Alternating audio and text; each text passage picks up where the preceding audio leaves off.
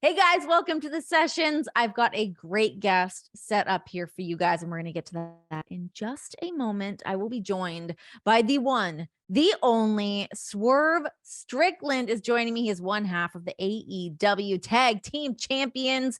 I had a really great sit down with him. But before we get to that, I want to let you guys know about NetSuite.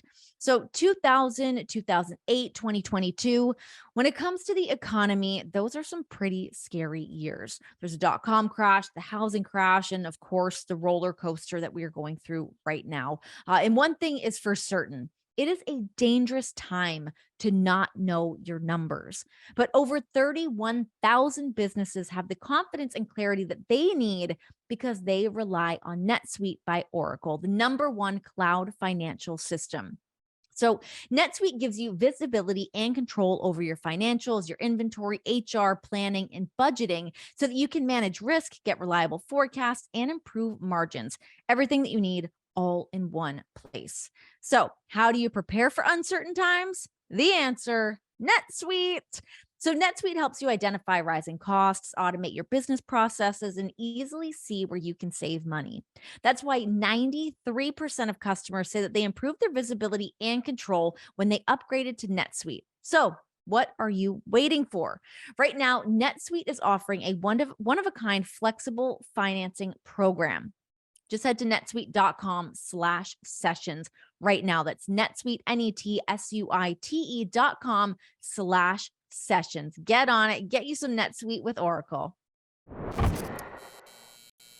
Here we go. Oh my gosh, I'm so excited that this is finally happening. And let me just preface this by saying, first of all, I'm not very good at booking the show. I will get busy doing things. I'm like, oh my God, what are we doing? We need guests. We're doing blah, blah, blah. But every time I pass you when I'm backstage at AEW, I'm like, I got to get Swerve on the show. Like this needs to happen. So I'm really happy that finally we are getting to do this. Me too. Me too. Every time I see you come through, I'm just like, oh man, like that's a bucket list right there. I'm like, every time. It's always beautiful to see you and like always, humbling for me, especially in this media game that we do. But man, Sure. I was like, that right there. We gotta make that And happen. now we get to do it. So here's my big takeaway that every time I see you and we have these little like quick meetings saying, hey, and it's always just like a quick ships passing in the night kind of situation. You just come across as like the coolest dude in the room. There's just something very like effortlessly cool about you. So my question to you right off the top is, who do you find cool? Who are the people around you that you find cool? Who are the inspirations that like are the people that you just want to like hang with? Oh man, like people that are close to me. All of Um, it. oh man. Honestly, the people that I'm really like connected with in the music industry, I think are the coolest people in the world because these are people that it's very parallel to what we do. They're in front of thousands of people Mm-hmm. doing what they do but they have to put on that persona in a sense as well to move the music, move the visual, move the performance, move the people. We gotta do the same thing. So I think I feel like I relate to those people so much. Like I feel like to me the first real hip hop rap guys I've been around were like the Flatbush Zombies. Like Juice, Meech, and Eric are to me are the coolest people on planet Earth. And then Mm-hmm. hanging out with them outside of just music and being around the elements of pro wrestling and the music industry, I relate to them so much, and they relate to me on so many different ways as people. I think that's what made them cool to me. So I feel like I'm just trying to exude that type of coolness in a sense of like being a person and then being a performer and Yeah. balancing both. I think that's what personify cool to me. Yeah, no, I dig that. I can definitely like see where that kind of comes from. What is your take on having guys like Action Bronson step in with you guys, having West Side Gun step in with you guys to what Bad Bunny was doing in WWE, like seeing these guys from the music industry stepping into your world, and who are some other people that you would like to see there? Like who do you want to have walk you out to the ring? Man, I've always been a big advocate for the crossover in sports and media and entertainment. Now we're seeing like Dwayne Johnson announced the Super Bowl and things like that. Yeah. It's those same type of parallels that we're just like transferring over. And like I've always been a big proponent for it. I love it. I always wanted to do that in AEW. AEW's been doing it way before I got here, but I noticed like since I've been there, there was like, man, I haven't seen any of these like crossover like acts in a while. And then I had a connection make the Kevin Gates thing that we did Hmm. happen. And I was like, man, I feel like we can bring that back to life and um, provide something that has been missing for quite some time on the show, Yeah. especially for like hip hop culture and African American culture and stuff like that. I think that like that made influence ripple through the industry across like industry wide. You know, even when we did LA right after Double or Nothing, I brought in Jeff Hamilton to do like a Yeah. little 1 minute backstage with me, and Yeah. hip hop heads, true hip hop heads, through like music industry and fashion were like, "Yo, what is he doing here on AEW and wrestling?" And Yeah. and in some there's like critiques about it, like what was this for? It was like a minute. What was that put on TV for? Like, and some wrestling fans were like, what? Like, I don't understand what the purpose of that was. I'm like, Yeah.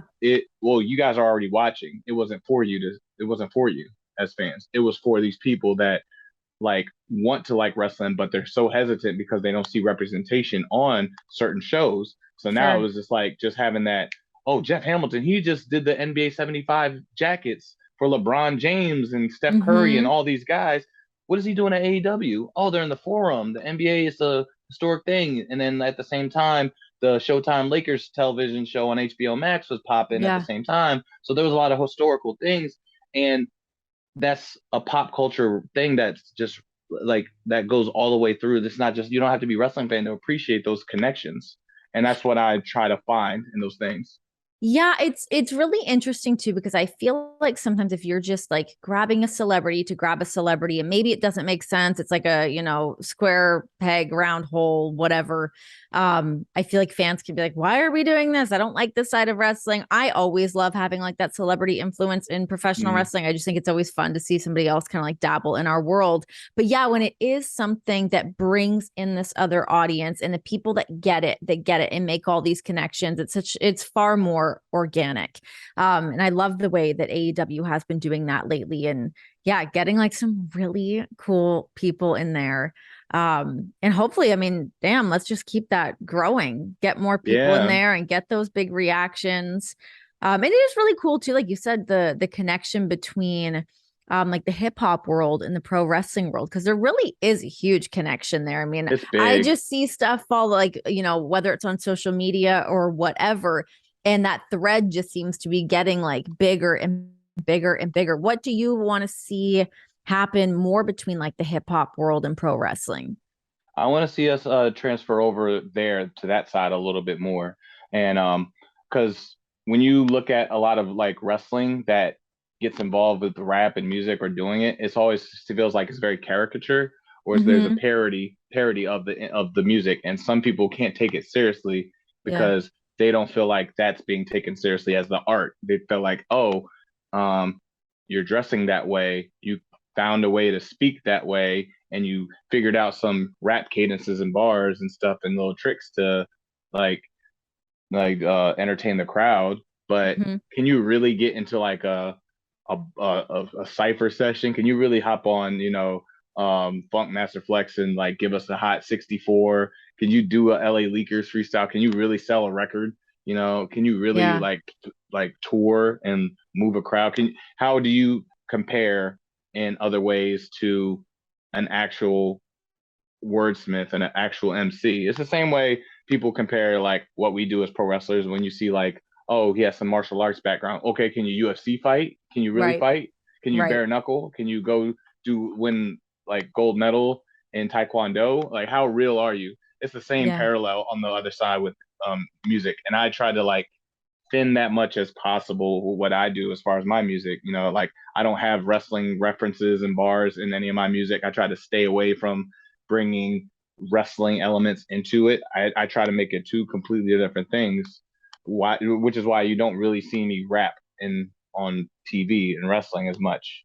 Right. Do you ever find, like, do you ever kind of question yourself on that? Because even like with me doing this show, it's like I love wrestling. Wrestling will always be the bread and butter of what this show is, of what my career is. But when I have on people that aren't from this world and Mm-hmm. it doesn't always have that same appeal, the fans are like, no, we just want wrestling, period. Do you Right. find that with your music of trying to like keep them separate, but also your fans of you as a professional wrestler maybe want to hear more wrestling in your music? Yeah, all the time. I have it with the podcast, with the Source City podcast as well. Yeah. People think they Yeah. just want to see me, my wrestling friends come on and talk. I'm like, no, Hmm.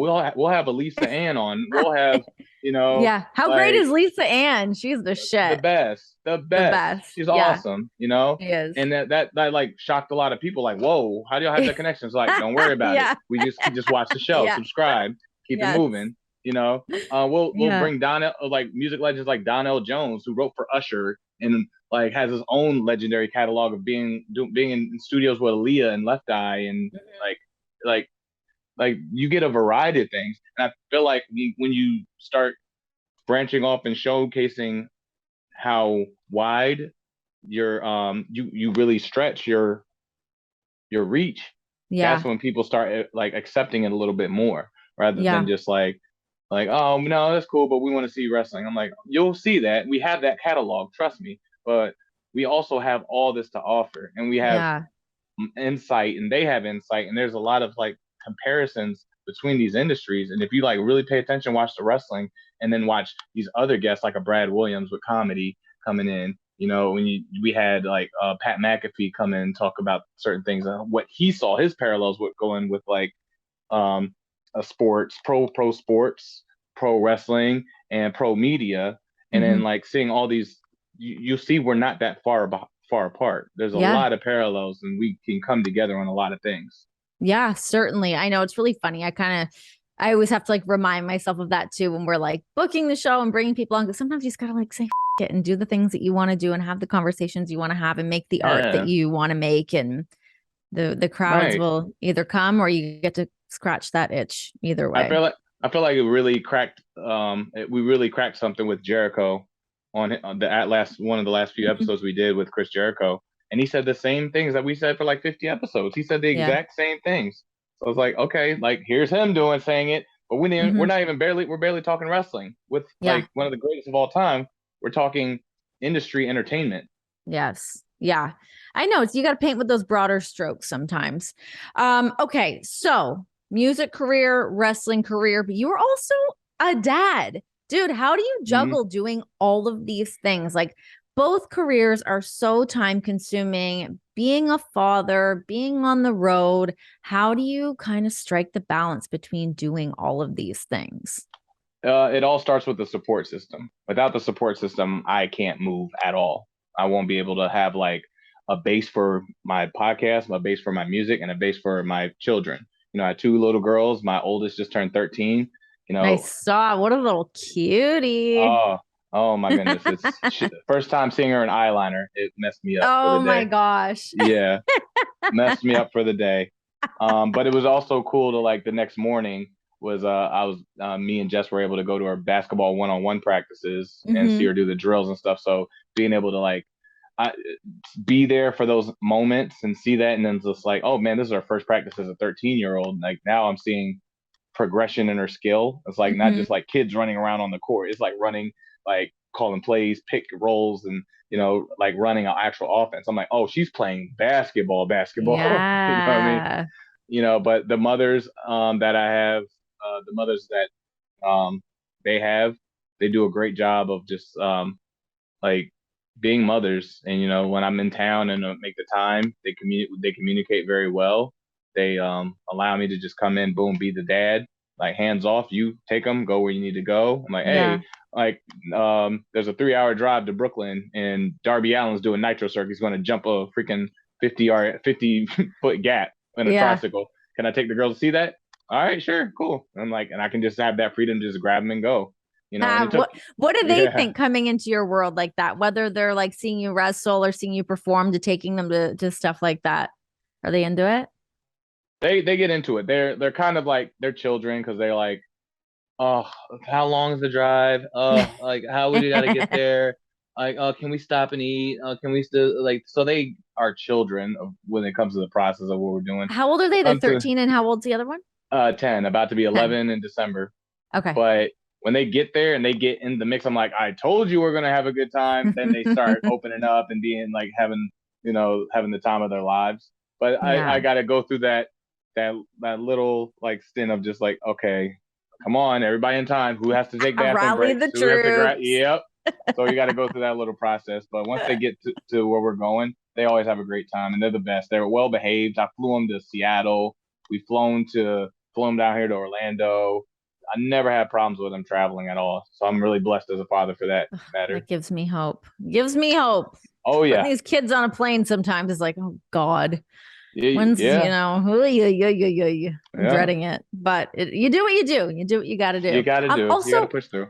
I did not know that you and Jesse were a couple. I did not know this. Yeah. Yes, How long have you guys been together? 2 years now. Oh, 2 years. Yeah. That's awesome. Oh, yeah. You guys met at NXT, obviously. Yes, we have. Yeah. Was it love at first sight? A little Oh. romance right off the gate? It was literally they were doing the PC shows, like the little in-house events, and she had like a segment that's under the Jessie Show character, and she came out with like this nerdy outfit, like nerd glasses, Pee Wee Herman outfit, like jean shorts, and I was just like, who is that? Oh my God. I didn't know why, but it's just like it's just like heart eyes ever since. And it was like one of those moments like when we're setting up the ring and doing what the task we got to do. It was just like kind of getting closer and closer. Hey, want to help me put these ring aprons on? Hey, I'll help you put up those put up those curtains and drapes, and then there's just like little flirtatious little elbow bumps. I'm like, hey, I don't have a ride to the show because my car got the tire got slashed. Can I ride with you? Yeah, help me out, please. And it just grew and grew and grew. And it was like, honestly, if anything, there was what that I took from NXT in my time in WWE, it was Jesse for sure. I know how that goes. I mean, listen, I had a great time when I was there, but who knew I was going to score a husband out of the whole deal? I didn't see that one in the bingo card, but here we are. Got a family out of the deal. I know. Yeah, got a family from them. I know. Yeah, it's pretty cool. Okay, let's talk about you getting into pro wrestling and kind of.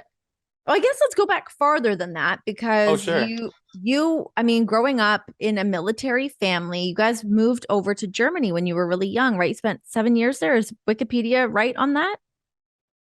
Yes. So I was born in Tacoma, Washington, and I was only there for about 2 months, I would say. And so around 2 months time period, my dad got restationed in Germany. So around 2 months old, I just literally flew from from Tacoma, Washington, all the way to Germany. That's a hell of a flight. Yeah, at 2 months. So I was on the plane since I was like born. And talk about babies traveling. Good Lord. Yeah. Actually, before that, like maybe 3 days after I was born, my dad got on a plane with me and flew to Buffalo, New York, because that's where his side of the family is from.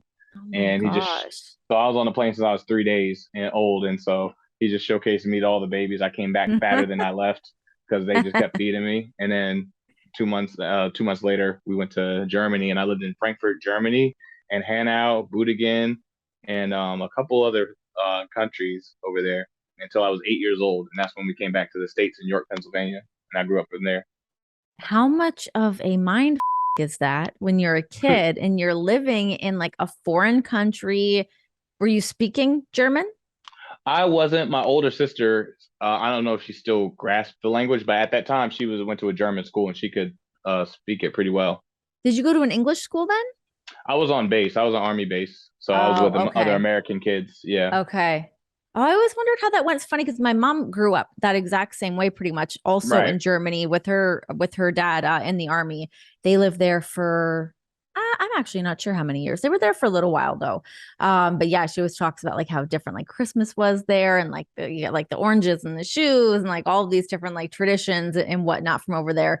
What were some takeaways that you have from living in Germany? Those are like pretty like substantial years as a kid too, to like up to 8 years old. Like those are big years for a kid. Yeah, as of right now, like looking back, I'm like, wow, that's a pretty big deal. Like, but as a Yeah. kid, I'm just being a kid. I'm like, oh, there's a field of grass. I'm gonna slide down it. I don't not thinking it's like I'm in Jersey or I'm in Texas or I'm just Yeah. like I'm in Germany. I'm like, okay, that I thought to me, I felt like that's what families do. That when you're in the military, you just like kind of jump around. Hmm. And so I was just like always a kid that was like appreciative of my surroundings, and I just like put myself in it and I engulfed myself in it. I didn't worry about too much what was going on around me. I was just like, Hmm. oh, I want to draw this picture. And there's a house party going on because my family always do parties Hell over yeah. there.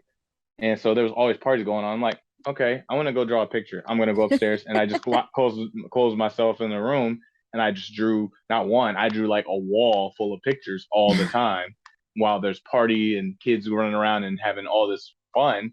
I just wanted to draw pictures. So Were that's you what I like an did. introverted kid? Would you just do that, like Yeah, kind of go do your own thing? yeah, all the time. My mom would, if she was here, she'd tell you the same story that she tells everybody. Is the fact that I would get up at like late at night, 1 in the morning, and this is how cool the neighborhood was. It was like a cul-de-sac, and all the neighbors knew each other, and they were pretty open as far as like their homes. I would just Yeah. leave the house, leave my bed at 1 in the morning. I'd be hungry. I'd just walk down, leave the house, go like two houses down, and go into the neighbor's home and just start eating The kids with the snacks. good snacks. You're like, who's got the Yeah. Dunkaroos? Give me those. Yep. I'm like, okay, they got gummy candies. I know they got them in that cupboard Who's over got the there. gushers? So I, so like 1 in the morning, they do call my mom like, you got your son over here. I mean, he's fine, but he's just eating snacks. They're like, what? So my mom would come down, find me. Most of those stories just always end with, where's Stefan at? Like, That because is so I would just funny. leave. I would just leave. I'd go climb a tree and then get stuck in the tree. And I'm like, wait, where'd he go? And I'm like, I'm up here. But I was never in Little, trouble. I was never in trouble. I just like just always wanted to do something that like I thought was made sense to me at the time. yeah, yeah. What was it like growing up in a military family? Were things kind of strict, or like what was like that Um, lifestyle like for you? no, my dad was like a hard ass on me a little bit more, but he wasn't Hmm. like uberly strict. I had a pretty like open, free family. My Because mom it is always sounds like very it. You're just dipping out in the middle of the night getting snacks and shit. yeah. And I never got in trouble for those kind of things. I was like, oh, he's Hmm. just hungry. Okay, cool. Like, Yeah. I never got in trouble for things. My dad was just like my dad hated the loser mentality for me. He didn't like the fact that I would like give up on stuff or I Mm. get frustrated and like I can't do this. He would like kind of punch my chest and be like, "Come on, no, you can do this." Like that's where I got like a lot more discipline from my father, I would say, and I got a lot Yeah. more of the free spirit thinking from my mom. My dad was like a sports addict. He's a Buffalo Bills fan, and Uh-oh. yeah, Uh-oh. yeah, Buffalo, huge Buffalo Bills. So this year, and I'm an LA Rams fan, so they just beat up on us in the season opener. So we were Yeah. going back and forth on that. Um, but he's a sports fan, so of course I had to play sports. I had a little basketball rim. I would try to lay it up or shoot free throws, and then I get frustrated and I quit. And he'd be like, "No, you're sitting here and you're going to do it to you, like you figure it out." Yeah. And that's where I feel like that's how I am now with a lot of like my career. I like, okay, I can't do it this way. This isn't working, but I'm going to figure it out. And that's where the Yeah. free thinking came in. Where did your love of pro wrestling come from? I mean, when you're a kid, you're traveling around, you come back to the United States. Like, when did you kind of see it for the first time and go like, oh shit, what is happening here? My sister had she had another friend, and she had another friend. She was in high school. I was in middle school at the time, and her friend had a younger brother. I can't remember his name, but we moved around a lot, but we finally moved close to a point where my sister could like walk to her friend's house, and my mom made me go with my sister to walk to her friend's house. So we went over there, and they're like, "Hey, this is my younger brother," and he was a big wrestling fan, and he was watching Armageddon Hell in a Cell on a tape he recorded the night before. Yeah. And so I was like, "Oh man, this is crazy!" Like I never just watched consistently, but that was like my first memory of watching pro wrestling. And then we watched the tape where Kishi got thrown off the cell, all the craziness happens, and then we went upstairs. He's like, "Yeah, I got this figure right here. The person you were watching, okay, this is him right here. I got three different versions of him." And I was like, "Oh man, this is cool." So he got me into wrestling. Then I kind of went. We moved away. I kind of found some other friends at another school, and they were more up to date watching what was going on at the current product, and that was like SmackDown 2002 era, and that's when Rey Mysterio debuted. And when Rey Mysterio debuted, I was hooked right away. He's the first one that Mm. I'm like, that's my guy. I don't care. Like, and then that opened me up to liking more people. But Rey Mysterio was my first guy. That was like, okay, this is the guy right here, and I'm gonna watch. I've been watching consistently. Oh my gosh. Yeah, it's cool when you like find that thing that like instantly like I always say to people too, if people are like, wait, wrestling, what am I? If you just put on a show, you will find somebody that you Something. can gravitate towards, somebody, something, whether it's a storyline, a character, someone in the ring, whatever it is. But And obviously Rey Mysterio is a great one to right, start with. yeah, and like and that's what I love about AEW. There's so much that we're So putting much. on a show that somebody's going to fall in love with somebody. Yeah. It's impossible to not to, you know. Yeah. And some people, there's criticisms about like the formatting of, oh, like why is this person here? Why is this person here? Because there's somebody to that the fans going to attach to and And gravitate to. also, I think there's something to the fact that people have been so kind of trained to how we're supposed to consume wrestling that now seeing it in a different way, people are like, wait, I'm not used to seeing it in this capacity. I don't understand that it's like that's the whole, not that it's the whole purpose of something like AEW, but it is wrestling in a different way. And it's giving people a different way to consume it and kind of break out the mold of how we think we're supposed to watch it. And it's choice. It's Yeah. choice to watch it as well. Like I keep hearing criticisms and um like these podcasts and all these like review sites that just like, oh, uh, this is how they do it. Why aren't they doing it like this? This is how they did it in the 80s, and this is how we did it in the 90s, and this is how we pulled ratings here. I'm like, cool, that's awesome. You can still go watch that shit. Go watch it. But we're But moving forward. we're moving forward, and we're moving in our own way. You know, Yes. like allow people to move in their own way and find their footing. Because like you're not going to figure everything out in the first year. You're not going to Of figure out in the second or course. third year. Like you're going to figure out like maybe in the eighth, maybe the 10th. Yes. You Yes, know, you that's where grow, you you learn. Totally, totally. Yeah, right. it is not an overnight thing. It's not like, yeah, 100%. It definitely takes time and it takes throwing like everything against a wall to see what sticks, what works. And the key is, yeah, realizing and learning as you're going. Um, when did you actually start wrestling? What was like the first moment of like going to a school or doing like some backyard wrestling? What was Oh like that yeah. first bump? I was backyard wrestling since I was like 15, I would Yeah. say, around 15 years old, and that was like not a real ring. It was like literally going around the neighborhood finding mattresses. Yeah. Not Who's very got a couch sanitary. cushion? Yeah. Yeah, not very sanitary. Wouldn't tell anybody to do that nowadays. But finding those mattresses that were laying around, you get a carpet and put it over it. Hey, we got a ring, y'all. We're wrestlers. So we just did a lot of dumb shit. I first learned how to do a backflip was off a ladder into grass. That was Oh my first my ever backflip. God. Not on a trampoline, literally off a ladder into grass. I'm like, oh wow, I can do this. So like my fear of like falling and hurting myself was like kind of gone early. Um, but I was around 17 years old. 18. I was around 18. I came back from my military training because I went into the army at 17. Graduated high school. 2 weeks later, went from Pennsylvania to Fort Jackson, South Carolina. Hmm. Did 9 weeks of training and basic training. Then went to Georgia and I was there for 20 weeks. So I didn't get home Wow. till I was 18 the following year. And then later on, that I worked a job at UPS, like literally loading trucks off of conveyor belts. Didn't enjoy it, and my attention span doesn't last long. So I just stopped showing up. I didn't do 2 weeks notice. I just Oh stopped my showing up. God. You know how many I'm really jobs bad I at did that. that to? I'm like, I'm just Yep. not going to go to this anymore. I did that shit all the time. Anytime I'm home Yep. in Toronto, I'll like go into like a bar or a restaurant. I'm like, did I used to come here a lot? Did I work here? I don't remember. Yep. You don't It's like, remember. that is so many places. I did that at an Amazon factory too to try to have that job to support wrestling, and I was just like, okay, I had my smock on. I'm like, nobody's helping me. I'm leaving. I just dropped it and walked away. So I just left. I'm like, this is probably killing my like resume, or if I wanted to turn in for an You have actual no job later on, references. Yeah. I have none because like, well, how, And then I remember years later they had to like, oh, when was your time of release from the job? I'm like, I don't know. I just left. I don't know. It was a Tuesday and that year. I don't know. So filling out job applications was really hard, and or Yeah, applying for like a house or anything like that or sure. apartments. Oh my God. Yeah, Yes. time of Yeah. employment. Why were you terminated? Do you call it terminated? Yeah. It stopped going. It's kind of checked out. Yeah, It was not for me. I've moved on. That's so yeah. funny.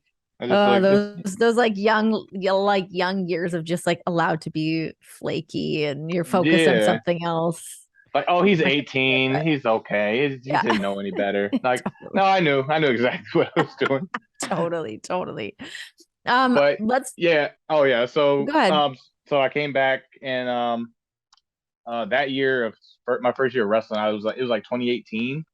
I literally just grabbed all my stuff. I quit that job, quit, quit that job and like moved down to Virginia. Stayed at my mom's house, just slept on the couch with a TV, my PlayStation, and a crate full of clothes. And I found a wrestling school that was around the corner. It's called Ground Zero Wrestling. My mom went with me the first day of training.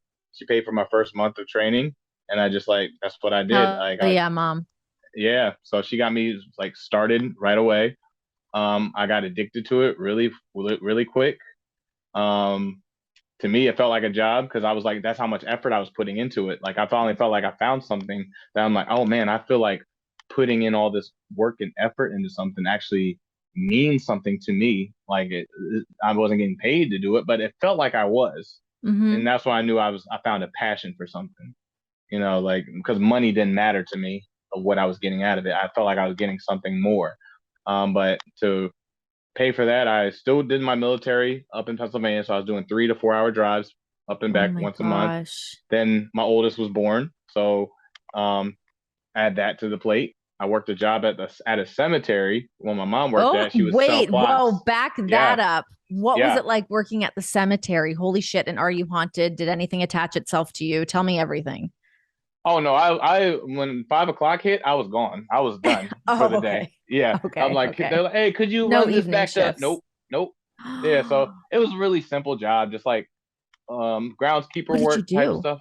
It was just groundskeeper work. I would like drive the little gator thing around, like make sure the place looked nice, clean up this. If I needed to lay mulch in the front lawn. I'd lay some mulch on, like make the gardening look nice and stuff like Okay. that. I So you didn't do weren't anything digging crazy. graves. I had to dig one plot before, and that was but it wasn't bad. So, I don't know how this happened with management, Oh, I love where this but is headed. I don't know how this happened with management, but they had to dig the grave, get the crate, dig in the grave, dig the crane, dig in the grave because they forgot to put the plot of the cremated person in the so they just filled the hole and nothing was in it. And so like it was my I mom's mean, fault. But oh. so so my mom walks her back in the office. She's like, "Where's Mr. Gary at?" He's right here. Oh my God. And it's a plot thing. So we had to run, hurry up, dig that out, and put him To in be the fair, thing. though, would Yeah. anyone have known if he was already cremated? I mean, No, but uh, morals, I yeah, guess, right. right? Like especially with death, like that's a pretty big Sure. lawsuit if you let that get out. For But sure. Sure. Yeah. Oh yeah, my gosh. so that was like my one instance getting into a grave. It was just empty. So Wait, you that's were in really it? about it. Yeah, I had to go in it. Yeah. How creepy was that? That's eerie as all hell. 6 feet under the ground. Like you only see that happen in movies. For like a before like a plot like a cremation type plot, it's not that deep. It's Okay. like maybe 3 or 4. So you're still like Okay. waist high. It's not like you're Okay. You're looking not up and like covered. yeah, yeah. Thank It wasn't that God. bad. But yeah, that was my Oh my only gosh. like people ask me all the time like, did you have like hauntings? Was it creepy? I'm like, no, I was just like I was never there after dark. I was just driving the moped around. Sometimes there was nothing to do, so I drive off to the very end and just like watch wrestling on my phone. And then like I would drive like, oh, 30 minutes went by, I can come back around. So it was a really easy job. So Oh I my did that to support. gosh. I did that for like a couple months to support me and stuff, and especially my Yeah. child that was born, wrestling, military, and then I started school at ITT Tech, which was drafting and design. So I was managing all that at 18. Oh my So gosh. I was like, there's no way I can do all this and still be there for my child and wrestling and all that stuff. So I ended up just dropping school and just getting a job and just going 100% into wrestling. Was there times during that? I mean, having a kid so young and at that age while you are figuring things out, did you ever consider like maybe I shouldn't be dabbling in wrestling and I should just like go get a regular 9 to 5 job to like pay bills and whatnot? That was told to me, but I was stubborn and told him like, no, I can do it. I can figure it out. It's not going to be easy, but it's not impossible. And all I Yeah. needed was the fact that it wasn't impossible to figure it out. And that like hurt a lot of feelings. I made like a lot of those things like cost me a lot of relationships. It cost me relationships with parents sometimes because no parent wants to see their son struggling, especially Yeah. when they're a father now. Um, I was told to like just go full time active duty and military, but I'm like, but where do I fit in wrestling if I'm doing active duty? They're like, oh, like I don't know, like so I'm like, then I'm not doing it. Like I was just so determined because I knew how I felt inside, and it was my vision looking forward on things that it was only for me to see, Hmm. and nobody else can see it because the hardest thing that you realize as you get older and you start getting feeling you're progressing and you're getting somewhere and doing things with especially with your dream, chasing a dream, is that your parent your loved ones, your parents, your girlfriend, your brother, sister, your cousins, whoever it is, they can be the most deterring people in chasing a dream because they want the best for you and they don't want to see you hurt. So they want to stop you before you get to the point where you get hurt. But that's where the wall you got to push through to get to Yeah. that success. You have Hmm. to get hurt. You have to. I try to tell people who ask me advice now. I'm like, don't be afraid to get hurt.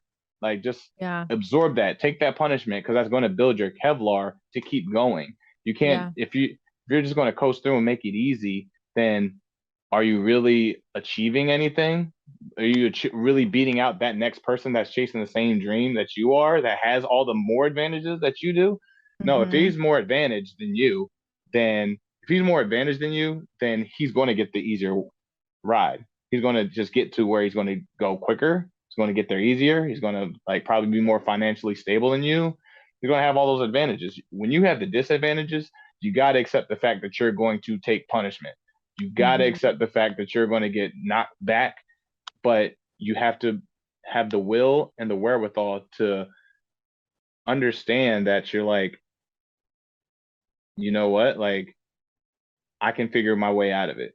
All the lessons and all the reasons and all the laundry list of ways you shouldn't be doing it, you should flip that into the reasons that why you should and why you can accomplish it rather than why you can't and things Yeah. that are in your way. And that's what God, my so mindset was. yeah, it's so funny when you think back to like those years too. And you're right, when like your family, they want to protect you, and sometimes they don't have the same vision as what you have, or Mhm. they're unfamiliar with this world. I mean, what does your family know about the professional wrestling world? And I had the Oh, same thing with my family to a degree. I remember my mom was like, she totally supported me in everything that I wanted to do, but she was like, if you don't have success by like 25, you should probably start doing something else. And I got at the that talk time too. when I was like 18, I was like, oh, okay, like doing the math. I'm like, well, it gives me a little bit of time to like hit the pavement and get some shit done. But in reality, I mean, to build a career takes so long. And to have Yeah. like any amount of like, depending on what you're even looking at for grading success was like, holy shit, I got to get to work and I got to get something happen. Otherwise, I'm not going to have this kind of support. Or it's a bad feeling too when you feel like people are doubting you Hmm. and you're like, oh Like my God, wait, maybe I can't do this. It can freak you like out. the doubt kind of like triggered me to like prove them wrong. Hmm. Like I I've said this on other interviews before. Is like honestly, I don't know if it's a good thing, a healthy thing, or if it causes depression or whatever I'm going through at the moment as an adult. But that kind of emotion, that feeling drives me to do more. It always does, especially when I'm not expected to overachieve something or exceed the expectations of myself. So the Yeah. I kind of like the resentment and the spite is kind of where I like dip into like that's my fuel and fire a little bit. And maybe it shouldn't be because maybe like I was like watching the episode of Atlanta with Donald Glover and stuff, and he had a therapy session and he was just like, are you trying to achieve your goals for you or are you trying to achieve the goals through them, the people that you are spiteful towards. And then Uh-huh. that it got me thinking. I'm like, like, Little food for thought. yeah, it's Yeah. like, am I trying to accomplish this to get that feeling of like I achieved the goal that I always wanted to do, or am I accomplishing to get the feeling of like I told you Right. I could do it. So Right. who am I filling? Who am I like fulfilling now? But for me, it's just like it keeps me going. I don't know. I kind of like the feeling Okay, so that of being it. said, let's talk about your time in WWE, being there, being a part of NXT. We talked earlier about you and Jesse meeting there and getting together, and the success that you had while you were there, followed up by being released rather unexpectedly. What did that do to you in terms of like that feeling that we were just talking about of like, man, is the Mm, world against me doing this? Why would I be released while having success? And I felt like you were having, I definitely felt like there was like a spotlight on you in NXT and your time there. It seemed like everything was on the up and up. So what was that like for you to mm. be released like that unexpectedly? It's interesting to see that people have had that thought about me. Like I was on the up and up in NXT, and I was like, oh man, you were getting a lot of success. But at the time, there was like no chatter about me in NXT at all because like for that first year, like I felt like I was just like a good hand to have, and that's also what built up a lot of like that resentment is starting to like build a little bit. It's like because Mm-hmm. I put over the Leo Rushes, I put over the Cameron Grimeses, I put over the Santos Escobars, I put over the Bronson Reeds, the Austin Theories. I kept putting all these people over. Mm-hmm. I even when MSK first came in, their debut was against me. I put them over. I put over Yeah. Leon Ruffs. So it was just like okay. And I had like a couple conversations with Triple H. I'm like, when am I going to be your guy? What is it going to take for me to be your guy? I had three specific conversations with him. I'll never forget them. That I always push the envelope for. Even I texted him one day. I was like, "Can I have a conversation with you?" He was like, "Oh, is there anything that you can talk to Matt Bloom about?" I was like, "No." Yeah. And he's like, "Okay, okay." And then like I would like stare holes in him all day at production, just like I haven't forgotten this. I wanted them to feel the heat that I was like glaring on him. And finally, like when we did have a conversation, I'm like, "What is your hesitation putting the ball in my hands? Mm-hmm. What can't And um, he gave me the answers that kind of felt like they were repetitious answers from this person asking them, this person Okay. asking them, and the one before. And I was like, okay, that's like I got it. So I knew going to like keep tapping that egg, it wasn't going to work. So I'm Mm-hmm. like, okay, here's me. I got to be creative. I got to think again. Because so now I went around and my time for my promotion was coming up, and I said, okay, this is what I need. This is what I need to do. He's like, well, I can't get you that, but this person's office is open right there. I'm like, okay. So I went to Sean. Me and Sean, Michael started really like sitting down having hour-long tape studies, just me and him, no distractions, not in the middle of TV day. It was just That's me and him cool. in the office, and we were watching me and Matt Riddle from Defy Wrestling. We were watching my PW Ultra stuff, PCW Ultra stuff from LA. We were watching like other stuff. I'm like, okay, I want to watch what got you here. Why are you here? Yeah. That's the person I want to see. And that's what turned everything around for me. So it took like a year of like doing all that stuff to get to that point to be able to do that, Mm-hmm. to have that equity to even get that like conversation, that window open. Yeah. And then it was just like, okay, cool. And that's where it started really turning around. That's where like my hair color started changing, they put the grills on my mouth and all that other stuff. I really started dabbing into the hip hop feel of things. And it was something like me and Bronson had another TV match, Jonah, and we just went at it because like I feel like Triple H didn't feel like I was like intense enough. Okay. And I was like, okay, so we just beat the crap out of each other. Boom, had a banger. And then it was like, that's the when the light bulb went off for them. And then Mm. Stephanie McMahon came up and said, "You're like my favorite heel. You're my Mm. favorite heel here." And then everything just kind of whirlwind and went up from there. Um, honestly, that's when Hit Row started forming. They literally the hit makers. They put them with me, and we just formed this family type vibe, and it was really cool because like AJ was like the godfather of like templating a lot of what we would say and what we would do. So he would build the tree, and we would all just implement all our stuff, and it was cool because every week of promoing, we would like rotate who's the head of the dragon that Oh, week. that's cool. Yeah. So then that's what made every promo unique. We didn't have a formulaic thing where you're like, oh, this they're doing that thing again. So I'm like, He's oh, the AJ, you talker should, and they do yeah, this. Yeah. yeah. We never had that. It was like, oh, Tahuti, you need to be the centerfold this one because like you're falling back here. We need to push you up here this week. So boom, he would like ignite the fire, be the aggressive one, and Brianna would be this. Then we would have little bets between us. I'm like, all right, who's not going to flub a line today? All right, cool. Anybody flubs a line, you gotta put $25 on. So we was like trying to get through it without like flubbing the line or whatever. And so like, and Brianna was like so professional. She never, not one time skipped a line on nothing. Never flubbed a line. She was Love always that. on point. So we was always like doing these little things. Yeah, but like getting called up was awesome. That felt like it felt like the Misfits finally won. You know, like you can't deny us anymore. That's what it felt like, that win. Like, because in every industry, every promotion, there's favorites. You know, there's those. It's not, I wouldn't call them as much favorites, but they're the go-to guys for the product. You know, you know what you're going to get when you put these guys on, and they're positioned that way for a reason. But it was like, we can do that too, and we can do it differently. We're not saying better. We're not saying we're going to like pop the rating to a whole new thing, but we can do this differently, and it's going to be different and unique. And that's all we asked for. And then we got it. We finally got it for those like 5 months of NXT. We got it. We were prominent, and no, we didn't tread into anybody else's lane. Nobody treaded into ours. We were here moving forward, you know. And I feel like main roster happened and everything. They didn't take the chance on us. So it felt like they didn't take that same chance that how frustrating was that to step into that world. I mean, I've had this conversation. I've been there, obviously I've witnessed this firsthand, but to have that success and feel like, okay, we're getting somewhere, shit is on track. Then you're like, everyone's always clamoring to get that main roster call up. Then you get it, and it's not what you thought it was going to be.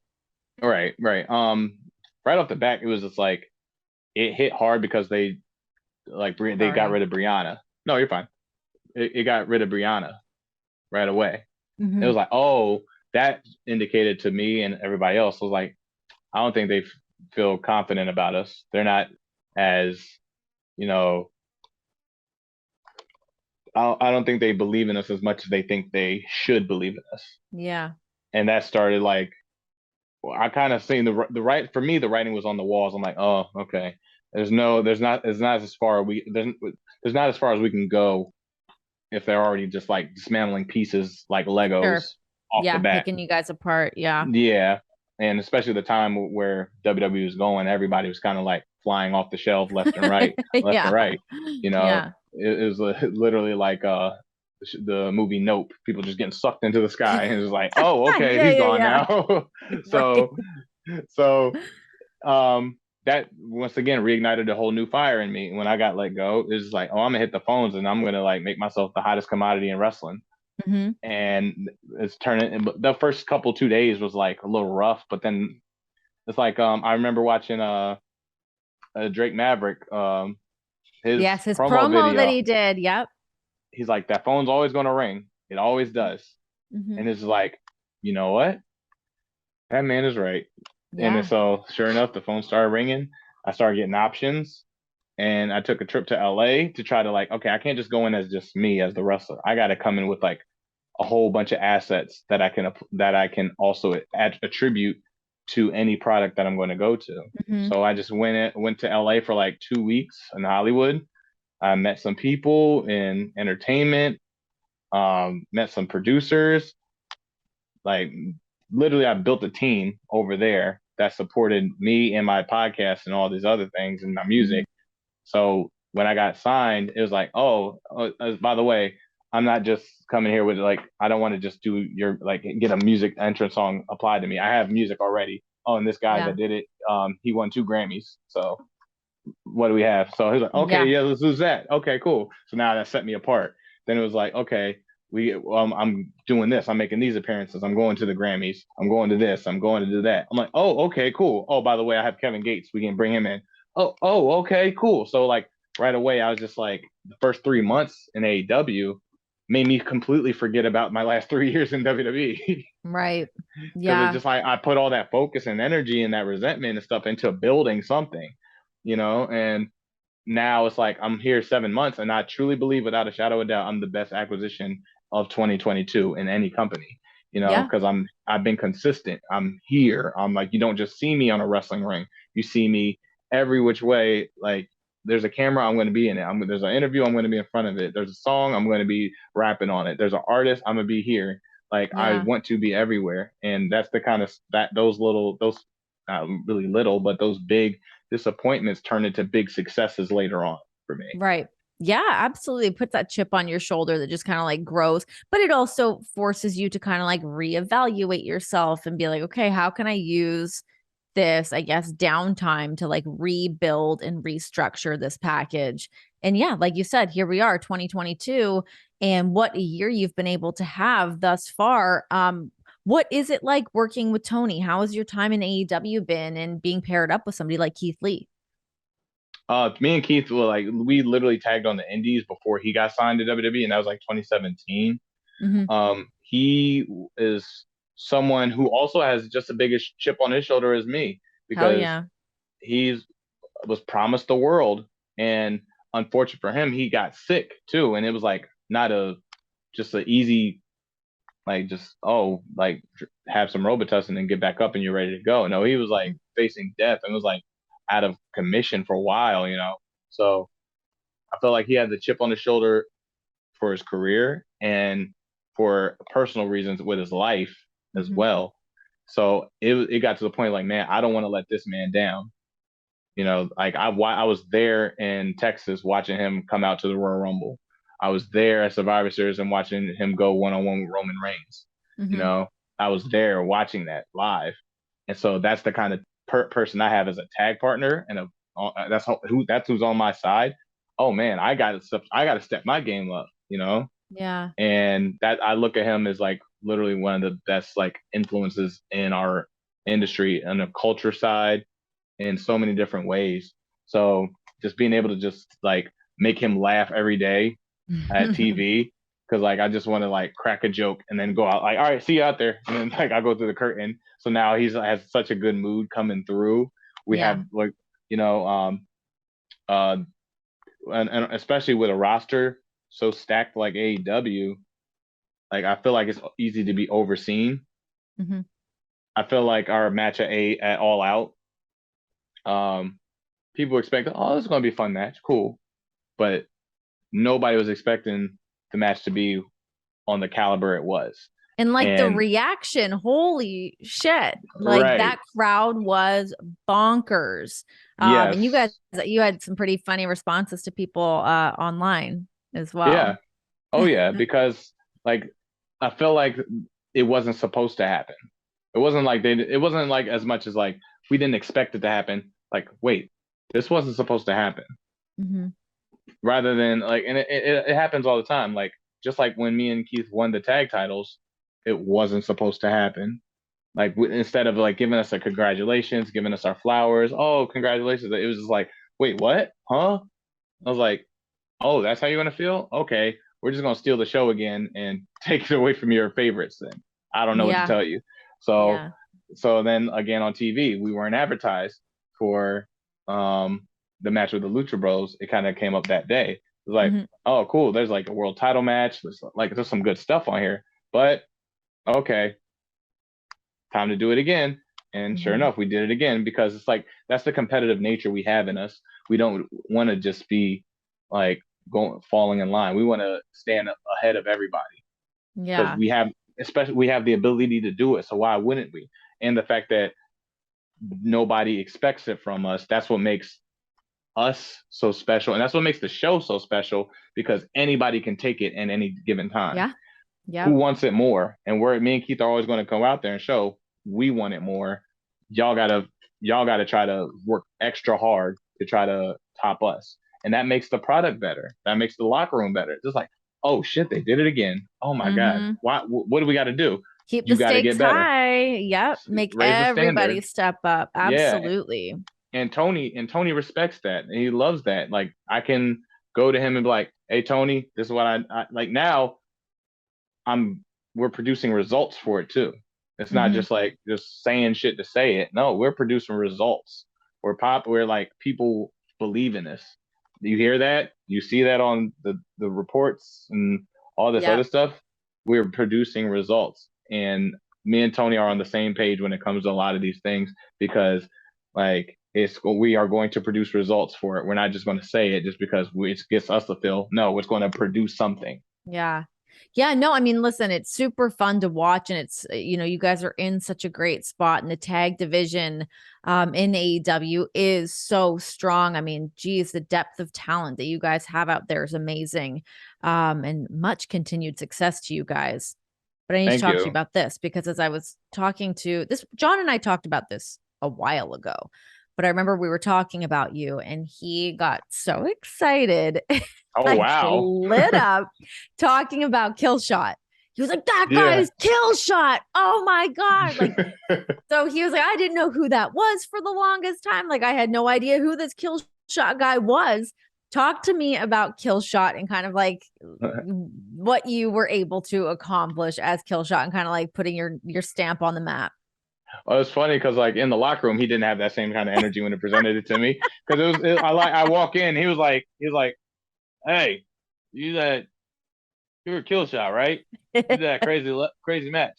Oh, I thought that guy retired or something. I don't know. I was like, no, that's me. I'm here. Like, he's like, I thought this guy had like one great crazy match and then just walked away and then like never seen again. I'm like, John, we have the same tattoos. Like I've had the same tattoo since then. So I don't know. Oh my God, so funny. That was like 2 months ago. He brought that up to me. But that was a character like I came up with. So when I got brought in, it was from Conan. Conan saw a match. I sent him a match of mine that I had with Mike Bailey from CZW years ago. He had brought me to a tryout in LA, and I did a bunch of scramble matches, as dark matches and stuff. And they were like, "Oh man, he can go. We like him." So they put me on the mask, put me in a tag in a trios with Big Rick and Willie Mack, and they were like, "Okay, you come up with the character. We'll make the mask all based off what you come up with." So me and a buddy of mine were just like, we came up with Killshot. So it was Deadshot and Deathstroke. Those really cool characters for Batman and all that stuff. So came up with that. They're like, okay, cool. I did the season. I had fun matches, but I didn't have like a character direction. So I had to talk with Conan by the ringside, and they were doing Ultima Lucha, which is like their WrestleMania Ultima Lucha, for the season, and I wasn't on it. And he was like, "Hey man, you look a little down, bro." I was like, "Oh man, I just want to just do more. I want to contribute to the show." And he's like, "Hey, what you can do to get on shows like this, you gotta step out and like really bring it. Like there's some guys can jump the card because they do something exponentially cool. Some guys jump the card because they have that charisma. That's just, you can't deny it. So you got to put them on. You got to find your way." And I was like, challenge accepted. Season 2 came around. During that break, I wrote the whole backstory for the character and presented it to them. They loved it, and so they applied it. And I came up with all these. They came up with all these like video shoots and all these vignettes that I was going to shoot, like me in the desert shooting, killing terrorists and stuff. So that already set me aside from everybody. That I was an actual human person, a military person with skills, but I can be hurt. I wasn't a mythical creature character from a Mayan Aztecian background or heritage. I wasn't a luchador. I wore a mask, but I wasn't a luchador. So that put me in a lane as like a human being. And what I really started playing with when me and Marty the Moth started having the feud was like, he wasn't like the best, like the biggest luchador. He wasn't like, couldn't fly around as fluently as like a Ricochet, a Johnny Mundo, Angelico, Jack Evans, Phoenix, Penta, and like just naming those guys, like this is like the most athletic roster in wrestling history. Yeah. So instead, we just like, yo, let's just like fight. Let's actually fight, because you're bigger than me, but you're psychotic. I'm smaller than you, but I have skills and I will not give up. So it was just like we just started going at it, and that grew interest in a feud that was kind of set to the side. It got to a prominent role, and they was like, okay, we need to put this on TV because these guys are killing each other. Then that went to the Weapons of Mass Destruction match. That character created Dante Fox. That when they brought in AR Fox, so now my character, the story that I wrote, is bringing in other characters from my story, and so now my little universe is expanding to is creating people. We feuded all the way to the end of season 3, and we stole the show by having Hell of a War match, which was like the 2 out of 3 falls, but it was like the first one was first blood match, which I wore a mask, he didn't. Oh, who's gonna bleed?